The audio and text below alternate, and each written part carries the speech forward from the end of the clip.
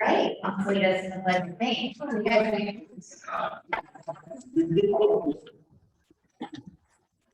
Oh, sorry. Tidy. Yeah. Look at it. I pledge allegiance To the flag of the United States and to the of one nation, full liberty and justice. Well. Everyone's trying to rodeo week. Do we have any new guests or members with us today? Greg Cyber. We have a new board member here with us, Greg. Thanks for joining us, and I'm here. Welcome back to Greece. Yeah, go ahead. That all express employment professionals to the staff and recruiting and employment. It's my first lunch here. Look forward to meeting everybody. Awesome, thanks for being with us. Renee, Oh, take her now. yes. Find my way. So first of all, thank you to everybody who came out for the chili cook-off and the rodeo. It was hot and fun, and we had 19 teams, so thank you to everybody who came out to make that. Our return to in-person since 2019. This weekend brings us the 31st Annual Auto Expo. We have Kiwanis tickets available. Ray is here from the Kiwanis Club. We also have them at the office. If you don't get them today, you can come by and get them from us. That is Saturday and Sunday? Yes. Yes. 7 to Okay, 11. 7 to 11 at Rowan Park. Let's see, what else? On the tables, we have a short questionnaire about our weekly meetings. Because of COVID and people being short-staffed and the expense of paying for catered lunches, we're looking at different ways that we can continue to offer this information, but do it in a more cost-effective way. So if you guys can take a few minutes just to fill out the brief questionnaire, that'll help our board decide next week on how we want to move forward. If we want to go back to a virtual-only platform, if we want to go down to once a month, or if we want to do away with the catered lunch part of it and everybody just grab bags. So that's kind of our options at this point. You don't have an option to keep going the way we are. No, we don't, because we can't afford it.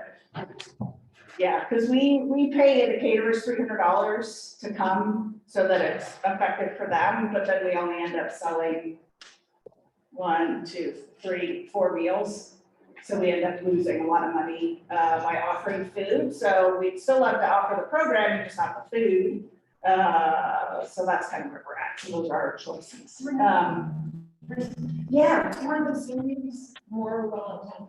They have been, yeah, we kind of got into a nice little groove, and people that could attend, like our supervisors and people at the county level that can't come down from Eureka, Arcade, et cetera, they were each Holly, folks were able to attend, and yeah, so it was nice. So it was a larger turnout and it put a different crowd that you were reaching, and it was easier to upload the presentation to our YouTube channel, and people would go back and watch them if they could make the live, or the virtual live meeting. So anyway, just take a look and let us know your thoughts.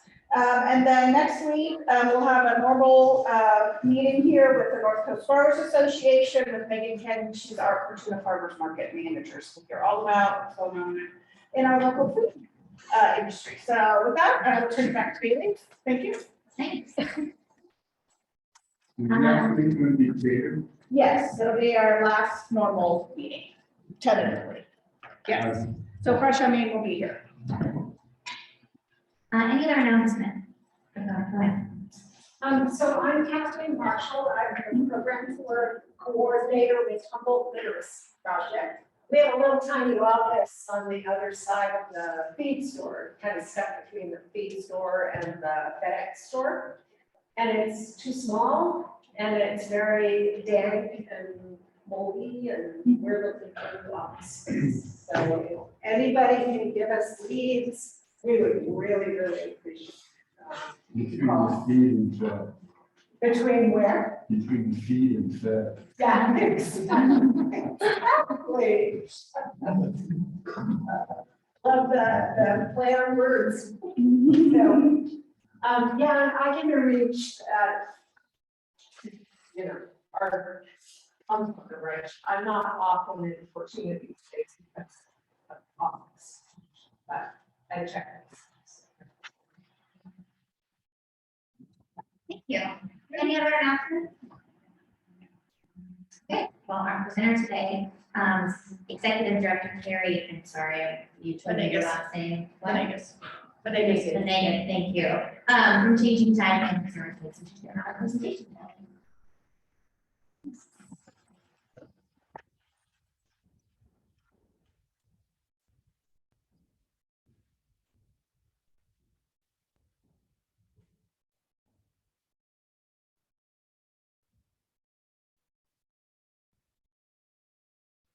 So I'm a former teacher, so I'm gonna try not to blow you out with the mic. And I was a high school teacher, so I know how to project. If I could just have you like somewhere so that you're on, yeah, scoot back just a little. Oh, but you need to be there. I'm gonna move the camera then. Okay. There we go. We just won't see all of our And presentation. the That's mic's not perfect. too close to the picture, right? Yeah, you're okay. Yeah, it's two different systems. You're good. Awesome. Just kind of stay kind of in that general. So this Beautiful. And if I have to leave. Oh, do you want to run? Or I can actually do this, but I'll have to switch. Why don't I Okay. try this? Okay, otherwise we can run your presentation for you. Because I will actually be switching between two different. Oh, gotcha. You're fancy. Sorry. Bear with me, I have a lot of cords. This is, and by the way, this is my first in person since COVID. So you are my guinea pigs for this. I used to do a lot of in person.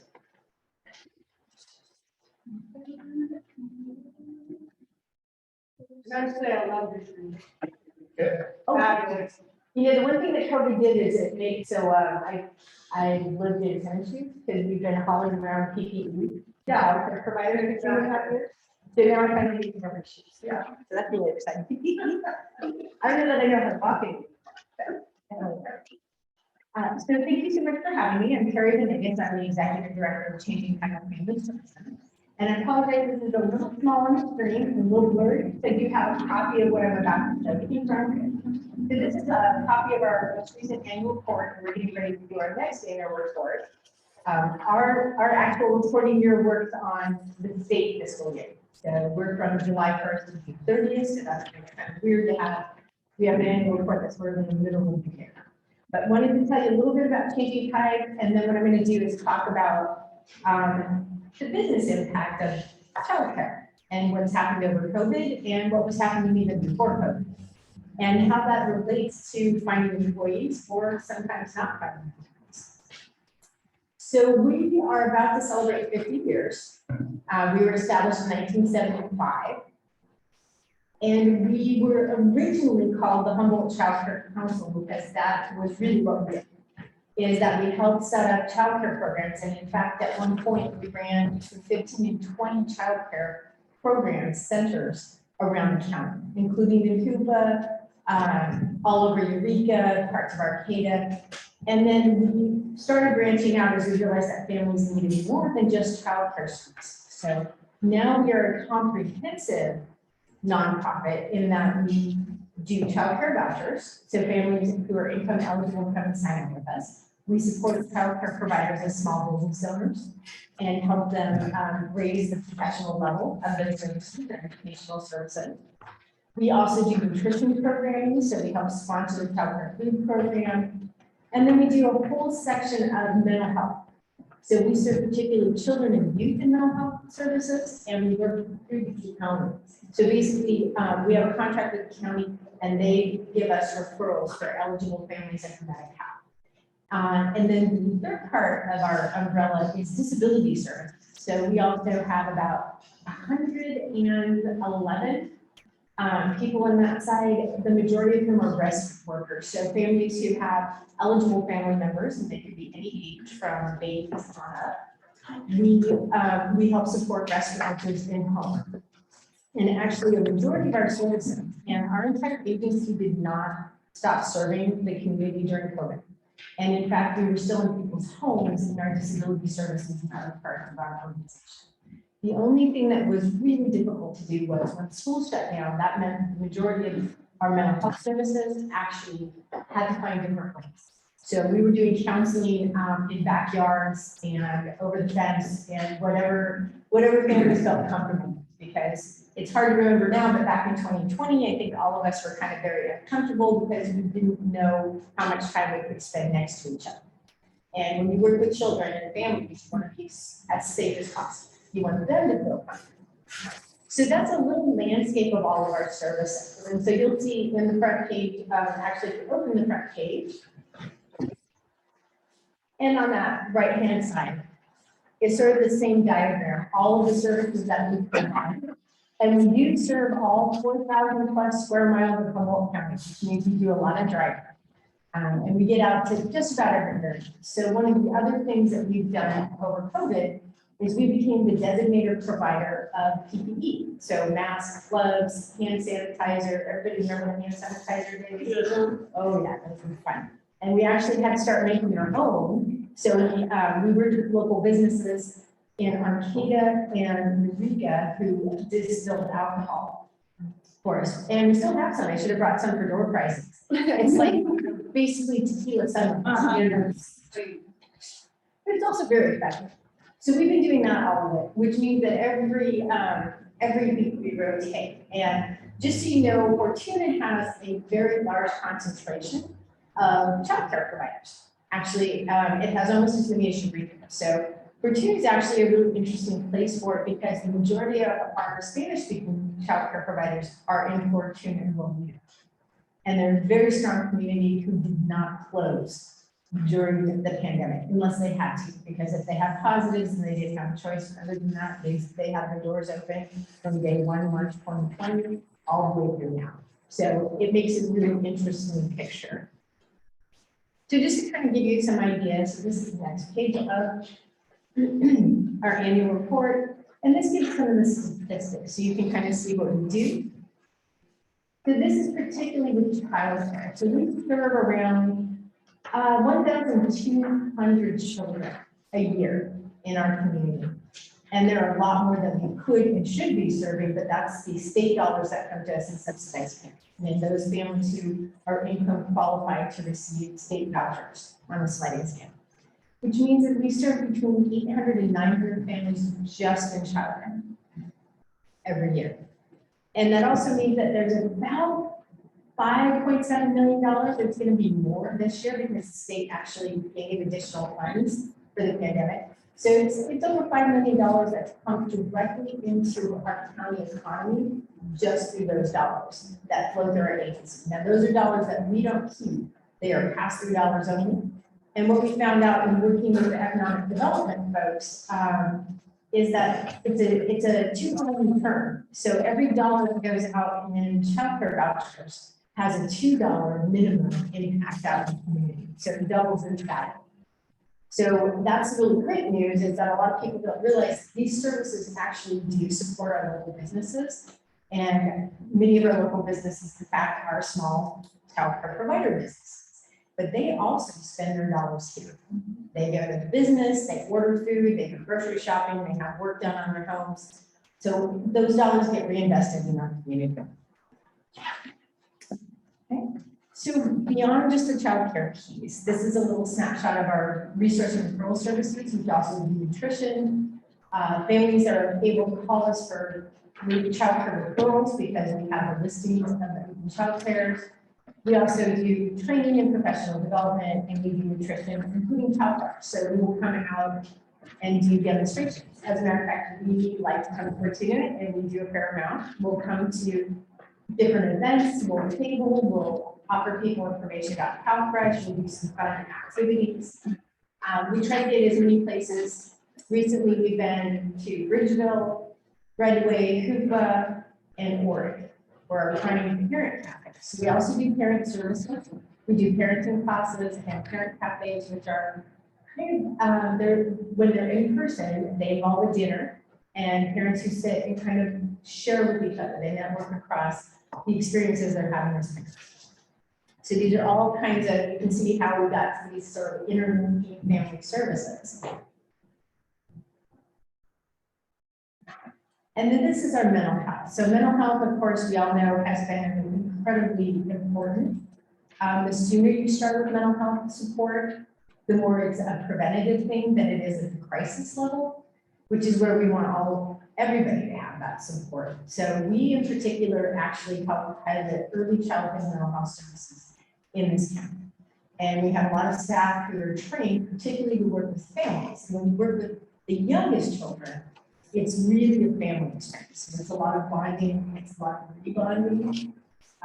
It's a lot of helping support parents and being able to help support children. And I think we all know that no matter where we're at in the pandemic right now, this has been a really tough time for people, either financially or emotionally or just unknowns. So we've really done a lot more of that kind of mental health consulting, making sure that families have someone immediately to help them either be connected to the more clinical therapeutic counseling, or to just be able to talk and touch base, or be able to ask about resources. Because one of the things we know for all of our families is that they have taken a huge hit financially. As gas goes up, their ability to get to work, their ability to take their kids to school, it is all, and as food goes up. So it's all been like kind of a part and parcel. So I'm going to shift gears a little bit.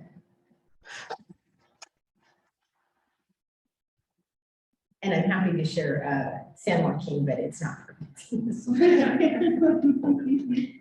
And let me get to the next part.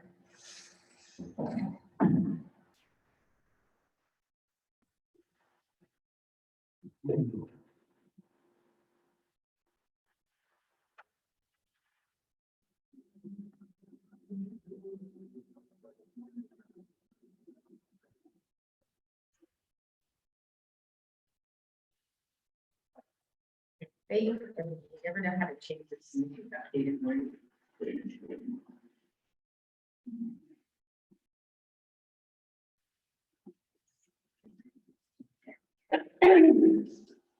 So I think this is part, oh, sorry. No, just, Oh, is it not showing?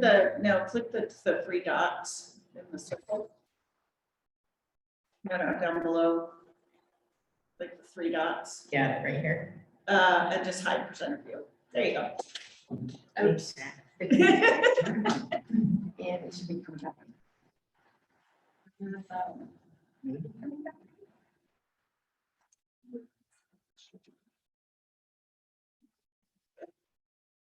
Your little, I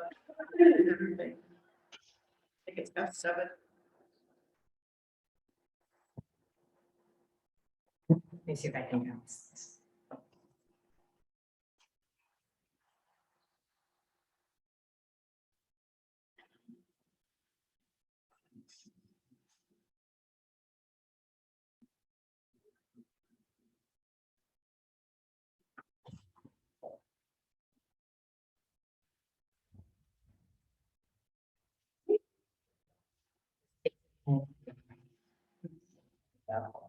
Let's do here.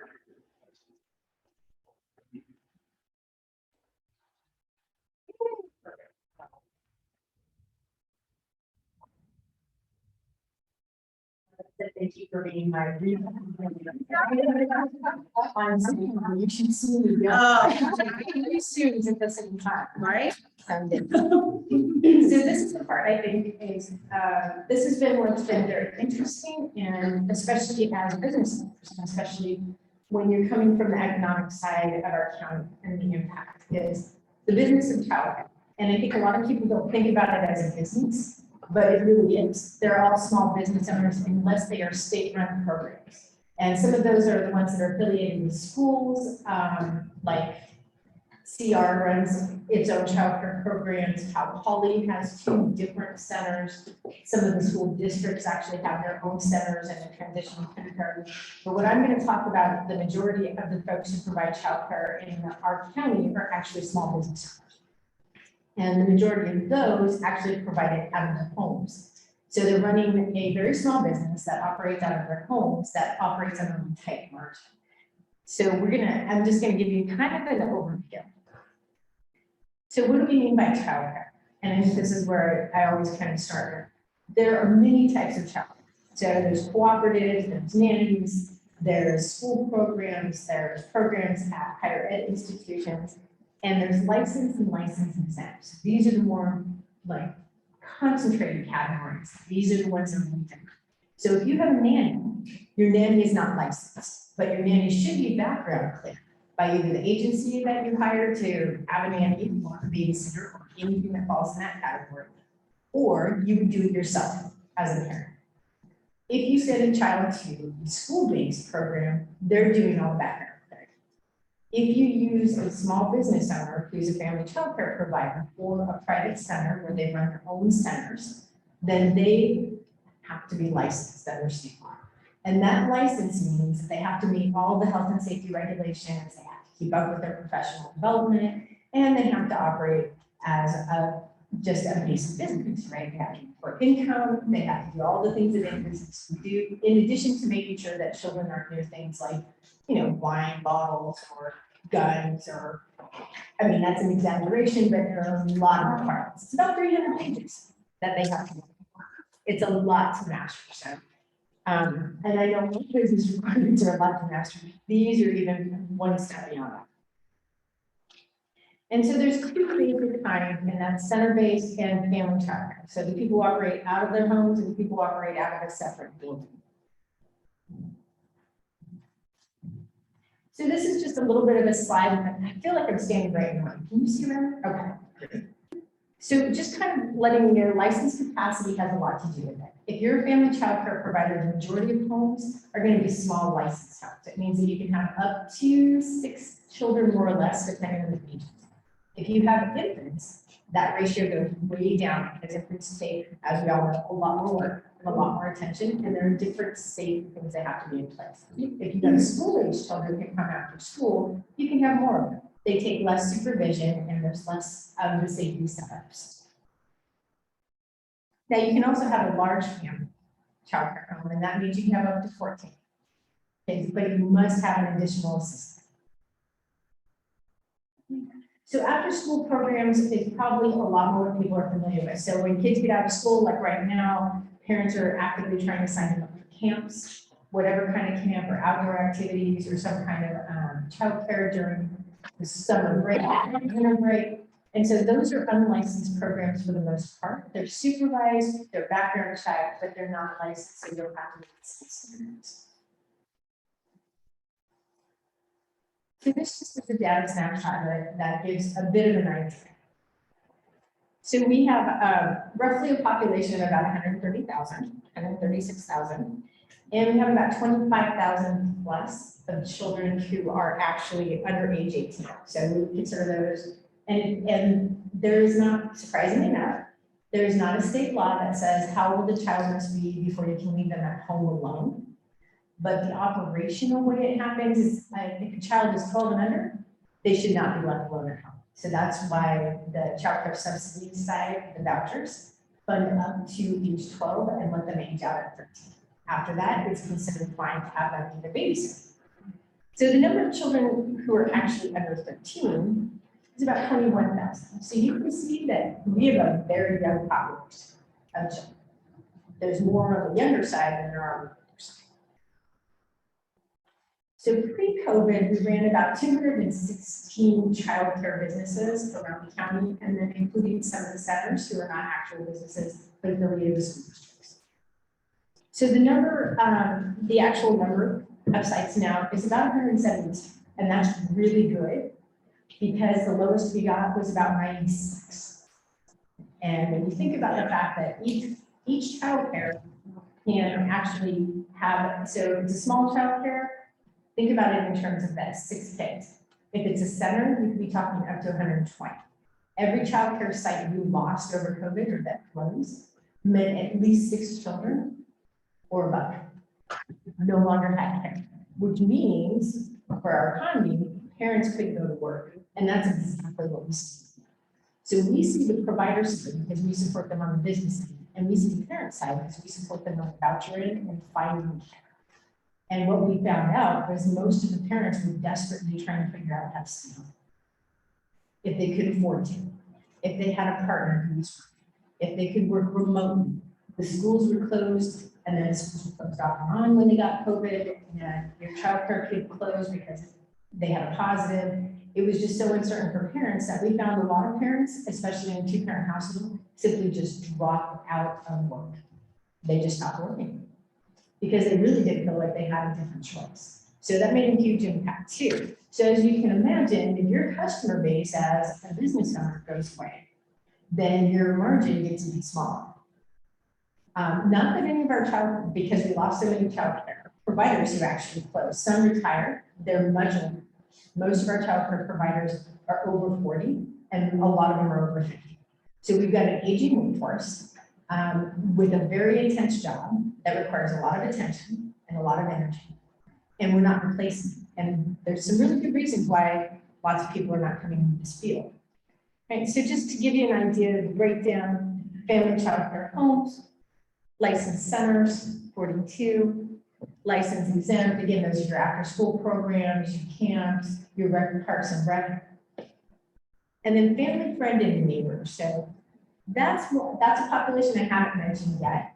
So that's more of 150 that we know of because we help pay for their care. So family, friend, and neighbor is anyone who is providing childcare who is not a licensed provider, is not a center, and is not school. So the bulk of care when you get outside of the coastal area of our county is being provided by family, friends, and neighbors. Now, if they are paid through subsidies, then they can be. So that's something I always want to tell all of you, especially your employers.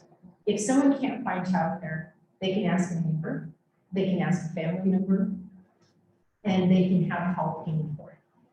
There are programs that we actually run for the state that will help pay for that care. So if grandma's watching the children, you can help offset some of that cost, at least for gasoline they're running around. If your neighbor is willing to watch kids because they're home and they have their own children, they can also pay for that. But the problem is that with all of the care outside of the main coastal area being family friendly neighbor, that means that very few kids are getting sort of the educational, social benefit and the safety benefits, because this is much, much less regulated than licensed care. These would not be considered businesses for the most part. These are more people helping out, and usually family members. If they are close family members, they don't get background. If they are further away, so aunt, uncle, grandparent, don't get background. Anybody else who's a neighbor or an extended family member will get background check before we can pay them. But the cooperatives out there that are being used, that's not the key stuff. Those are done in the So just something to look at from Eureka. So this is a pre-COVID 2019, and you can see it's a little small, but there's a lot of dots on that screen, a lot of different colors. You can see how they're very concentrated. This is where it's a little easier to see it on Zoom. And then you can see that there's about a third of the dots remaining in 2020. Now, we'll have more dots as we update this. We need to GIS this and we collaborate with someone in particular to look at this data. But it was shocking how different it was. We lost about a third of our child care providers after the first year. Some have reopened, some are closed permanently. As a matter of fact, about 6% are closed permanently. Well, definitely one thing I need to remember about presenting in person is you can see this on Zoom. It's not really great in person. No. The little things you learn. So the honest truth was childcare was struggling even before that. And the reason childcare struggles a lot is because childcare providers don't actually charge what is they get less than minimum wage. They get less than the federal minimum wage for the most part. So when you think about what childcare costs, it's through the roof for a parent. But the problem is that's not even an accurate reflection for what it takes to operate a business. Most childcare providers end up in the hole. And eventually they have to make a decision about whether they're going to continue or not, if they're going to raise their rates for parents, and if they participate in subsidized care. So that's the vouchers that we do. So I would say more than 50–60% of our childcare businesses here participate. They take subsidized children. And then they're guaranteed that that money will come from the state. But unfortunately, the money that comes from the state, as we all know, the state, for whatever reason, never pays the full cost or the full share of what should happen. So they end up being underpaid. We are now actually, I have to update this. Technically, we're in the 7th wave. We were in the 6th wave in June. We're now in the 7th wave because we have 2 different variants. So COVID continues to be a problem. You saw it with the schools. Any of you have kids or grandkids or nieces or nephews. The schools have kind of, started like managing COVID, but they would close classrooms off. Childcare is the same way. If you get a positive, there's certain rules you have to follow under state regulations. So still taking a big chunk, because if you have only private pay families and not state subsidized families, if you close and you don't write your contracts well as a business owner, you eat that cost. So every day that you can't operate is a day you don't get paid. And of course, there's over 1,000 kids being served in the doctor's program. So childcare is a really good investment. And the reason I'm going to emphasize this is because our county has decided to do something really interesting. And that's to make a local investment of ARPA dollars directly into stabilizing childcare businesses.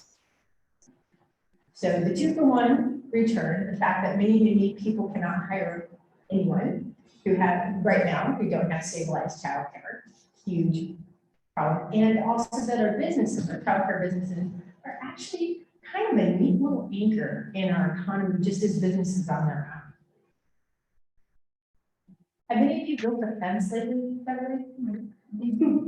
How much did your fence cost you, if I can just ask? Oh, let's see. About 9,000. And a lot of fence. Yeah. So I would say, so we also run what's called the Early Head Start Child Care Partnership Program, which pays, for those of you who know what Head Start is, it's a federally based program. It has a higher rate of investment in children. It shows amazing results all through their educational career, starts really early. And it usually runs through centers, but this one runs through family child care providers. And as a matter of fact, in the Fort Cuba-Melita area, there are 7 of them participating in this. So we've replaced a lot of fences, because one of the #1 safety regulations you have to meet under Title 22 child care is you have to have a fenced-in yard if you're going to use it for outdoor play, for any outdoor play, no matter what age the child is. So prior to COVID, most backyard fences were running us about $6 grand in funds. Now they're closer to 10. Yeah.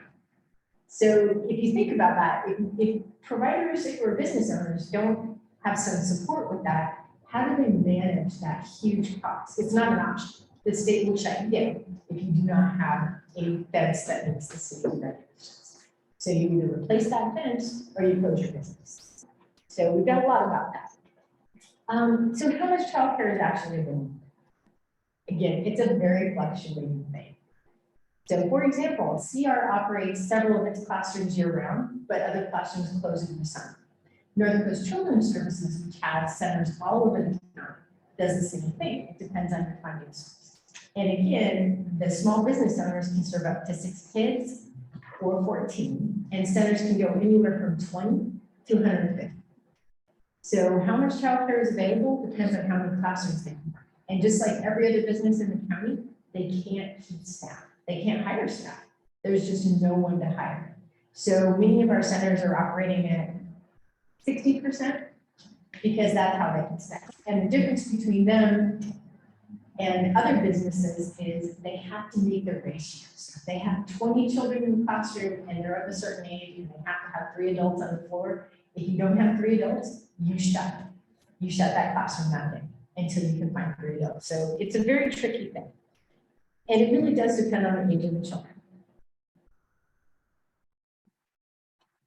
So this is just another kind of snapshot. How much childcare is available by district area? And you can see, of course, the bulk is in District 4 for a reason, and it kind of follows the population. But one of the things I always like to share is that out in Cuba, we have only 1 licensed childcare provider. There's a tribal center out here that the tribe runs. Other than that, there was 1 licensed childcare provider. It was so expensive for her, she moved to Eureka 2 months ago. There are now no licensed childcare providers in Cuba or Eastern.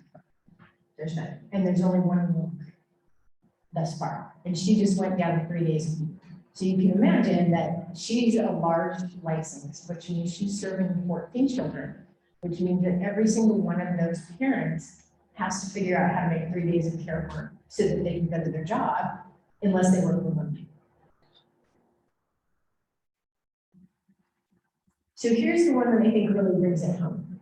You can see the difference between all of the families that would be eligible for care and the ones that are actually being served. So the bottom line are the ones whose spaces are not available for, and the top line are the ones that currently do have spaces in childcare business center.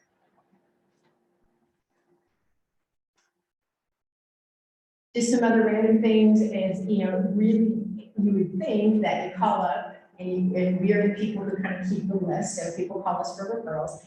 I need childcare, I have a 2-year-old, I'm in Fortuna, and I really need care from 8 in the morning until 5:30 at night, right?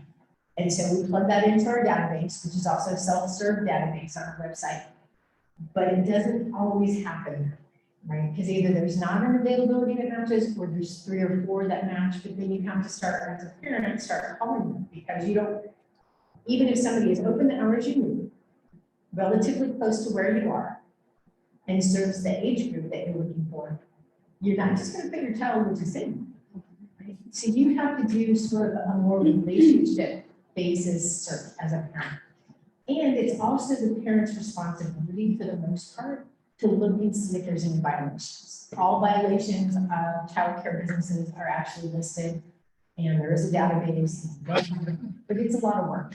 So finding a good match really impacts whether you can have care or not. Excuse me. So full-time, part-time. Have a lot of you heard about the TK thing that's going on? So your elementary schools down here are doing TK. All the schools, so we have 31, I think of them as the Baskin Robbins of school districts. So we have 31 school districts, just like Baskin Robbins in our county. And they are all independent, and they are all required to run some kind of transition kindergarten that will serve 4-year-olds. So in a way, that's great, because we already pay taxpayer money to fund schools, but in a way, it's not so great because schools only operate certain hours of the day. So now, again, we have this gap with care.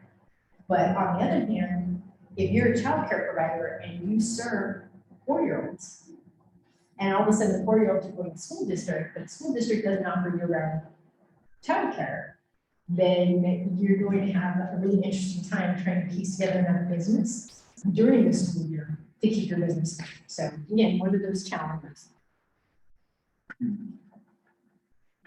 And we talked a little bit about subsidized care and private pay. So private pay is when families pay what the provider sets as their rate, and subsidized care will only pay it what the state decides is the rate. And we're working on we just recently got the 2018 rates approved by the state. So you can imagine that doesn't include the 9% inflation. Actually, it doesn't include the 2021 inflation. Yeah. There's a bright spot to it though. The state has actually listened to all of us, say like, I'm regularly on every meeting I can be, I'm on a broken wheel, we all are. We're out there trying to advocate. And so they are finally doing a cost model study, which the state of New Mexico, Washington, D.C., and Washington State have already done, which is what is the actual cost of care? How can you run a business if you don't know what the actual cost of care is? And as the state, how can you put money into a voucher system if you don't have any idea how much it actually costs? Then you're just kind of shooting blind. And what they have is a piecemeal system that really doesn't serve anyone very well, because providers can't make a living off of it, parents can't get consistent care. And there's even more fun, because the way the state worked up until COVID was, it worked on attendance forms that were like invoices. So do you do invoicing yourselves? So you know how fun it is to do your invoice, right? Do you itemize? Now imagine serving 20 children, and they have to sign in and out every day, the parent. And then at the end of the month, you have to put the invoice, and you send the invoice to us. We add up the total number of hours. And if you miss the full-time pacing, which is 30 hours per week, more or less, or 120 per month, we have to pay you the part-time. So you could have cared for the kids pretty much, and then factor in holidays, because that's the other thing. So you've got this very unworkable system, because you're a small business owner who you are dealing with children and parents and families and nutrition and cleanup and throw up and everything else that it takes. And then you gotta stop at the end of the day, make sure there's attendance forms, right? Send them to us every week, and you've got to figure out if you're gonna make it full-time rate or part-time rate. Well, that makes it really hard to run business, right? You don't you revenue stream. So the good thing that this did over COVID is they said, forget about it. We're not gonna count it on actual attendance because people are in and out, people are scared, they want to keep everything home. The kids going to school, the kids not going to school right now, because it's shut, so you need to pick up more hours. So what they did was they flat rated, which meant that if the child has an approved full-time schedule, that is what the provider got. Did not matter how many hours the child actually had. They committed it, and then we paid the provider salaries. Kid has a full-time schedule, provider is getting the full-time pay for each month. And the good news, that's something that really helped out in the budget this year, is they decided that despite the emergency sunsetting, they were going to take another year and go ahead and do that. So that means that our childcare providers don't have to do that itemization for every kid every month.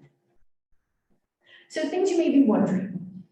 So if childcare is at such a premium that people can't hire and have staff show up if they have childcare issues, why don't businesses open their own childcare? Yes, business owners, anybody want to tell me why? Ask them, that's great. Why would a business not want to open their own childcare? Liability, rent, extra administrative costs, and I'm sure that there are additional reasons. Like a filling out a 300-page. Yeah. And I'm not sure that the business is going to be eligible for the state reimbursement. So if it's not, if you're like a bank, you say, and you open up a child care center for your employees, are you eligible then for the reimbursement from the state? So the answer to that is yes, but not your business. Because the reimbursement goes to the actual parent, it goes through actually who we pay as the provider. So if you're a business and you open a center and your parents are income qualified, then yes, then that center, even if it was run by an employer, could sign up, and it's an application too, because the child care providers, whoever they are, have to sign. But yes, as long as your employees, like maybe a insurance, other than that. You know that this cooperates that collectively open a child. Not in our county, I do know in other parts of our state, some of that's happening, but one of the things I'm really fond of seeing, because I am a big public-private nonprofit partnership, I think that there's a lot that we can do in our own county and are all about our community. I mean, I learn from everything, but when it comes to making things happen, I don't ever want to see us wait. So before moving back on, we're doing two different appropriations that actually provided on-site child care support. And one, it was designed around the negative space of the school and to celebrate all that stuff, as well as like preschool ages. And the other one is more geared toward providing pre-tax benefits for being paid for childcare. But I didn't have children at the time I was working this location, but it seemed like at least with a nod to being more family friendly on the one hand. On the other hand, also created some distraction issue, just HR issues associated with the proximity and availability of kind of parents and children and nature of you can focus on what we need to get through the day. So, And it does come down to some good HR policies, or the center has to be far enough away that it's not as convenient. So I've seen both done. What we have here is we actually have some direct private partnerships. So for example, Open Door actually has a relationship with at least one provider who runs centers in Eureka. And what they do is they buy a certain amount of her slots, her spaces. And they pay for them and they guarantee that they're going to take them, right? Regardless of if they hate these or not, because that's the only way she can run her business, keep it open. But they also, and one of the reasons it works so well for them too is we want to make sure they have a space, because one of the number one absentee reasons for parents, for working parents, is when a child gets sick. And you cannot take them to school. And there's a lot of childcare you can't take them to either for running a fever and throwing up. That's actually usually a regulation. But if they're sick and just not feeling well and they need to stay home from school, then you're going to need childcare. And if you don't have an available relative or anybody else, so Open Door makes sure that some of the slots can always be available if they have employees who have support, so that they can come to work, and they mostly work on site. So it's not really an option for a lot of medical professionals to work remotely anymore. They have to be there.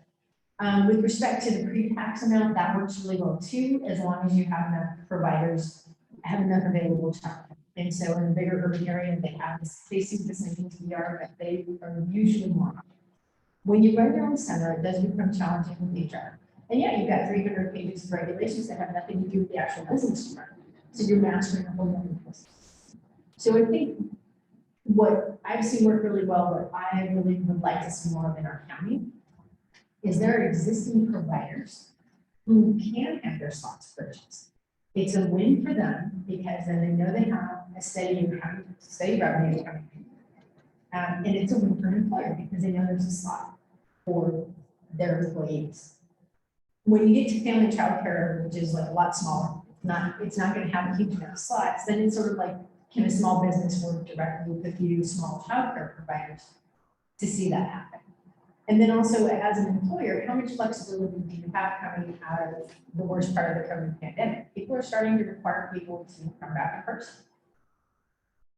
One of the other challenges, I think, in Humboldt County is that our employers don't necessarily have the 15, 20, 30 employees.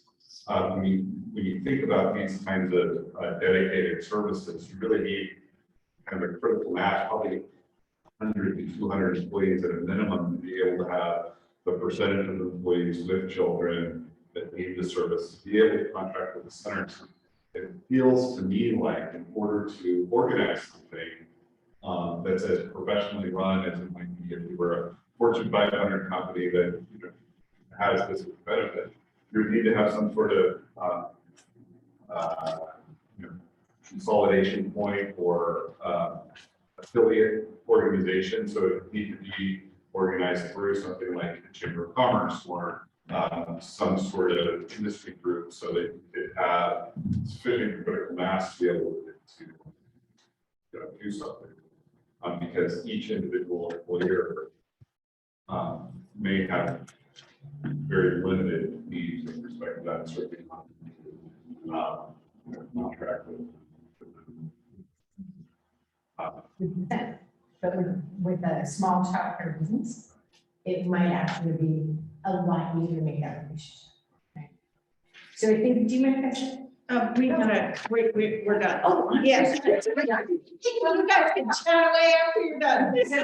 Thank you for having me. Yeah. It's a big issue, but to let you know, the county board of supervisors did invest $4.3 million for the next 2.5 years. And so what we're trying to do is stabilize childcare.